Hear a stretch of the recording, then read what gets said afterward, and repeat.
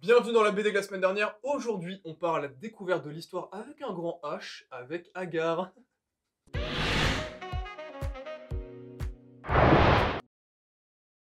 Agar, c'est une série de bandes dessinées parue chez les éditions La Gouttière, petit cœur, composée d'une équipe formidable pour réaliser ce projet. Nous avons en idée originale Gilles Priot, au scénario Mathieu Lavallée, au dessin Greg Blondin, à la couleur Manon, et le crédit scientifique n'est d'autre que Pascal Depape. On embrasse tous ces lurons. Aujourd'hui les amis, nous recevons Gaspard sur le canapé noir, qui va nous parler de l'histoire au travers du tome 2 de Agar.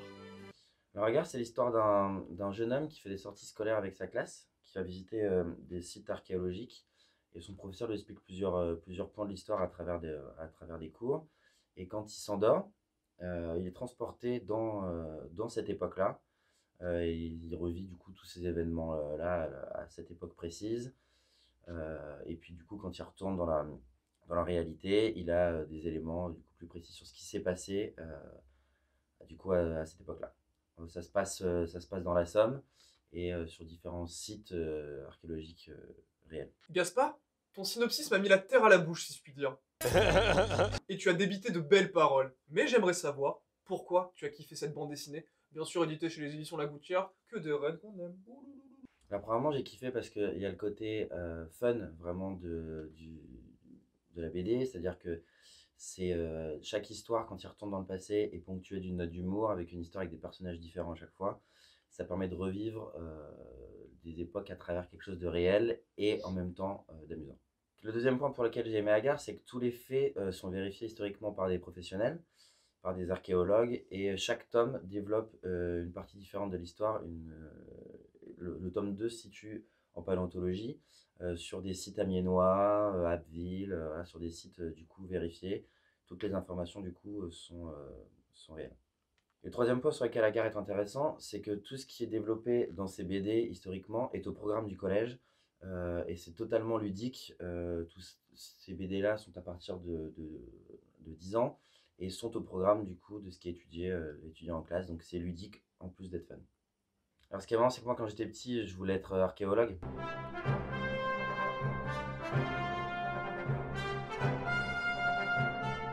Et donc du coup j'ai l'impression de revivre un petit peu à travers Agar cette passion de quand j'étais petit et qui du coup ça ne s'est pas fait, mais ouais, au moins ça me permet de pouvoir le faire à travers cette bande dessinée.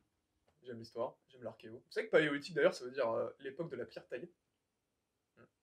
Néolithique c'est l'époque de la pierre polie.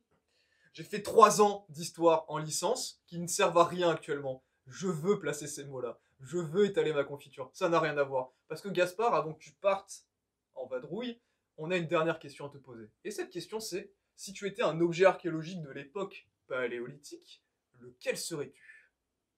Un silex, bien sûr. Je pense qu'il y a les bons, les mauvais silex. Je pense que je serais ce qu'on peut appeler le bon silex. Merci à tous d'avoir suivi cette vidéo. J'ai une tête d'historien, alors je ne suis pas historien.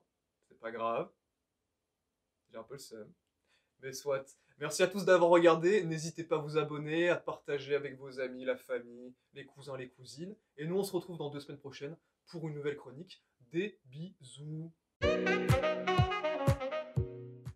En 1974, nous avons Pierre Messmer, alors Premier ministre de France, qui inaugure l'aéroport Paris-Charles de Gaulle. À savoir que c'était le grand cousin de Messmer, le chaman magicien, qui fait de l'illusion. Et du coup, pour la petite anecdote, qui serait très longue, mais ça me fait rire, il est dit qu'il a fait disparaître des avions. Alors qu'il n'avait que décollé. La poudre aux yeux, je vous dis.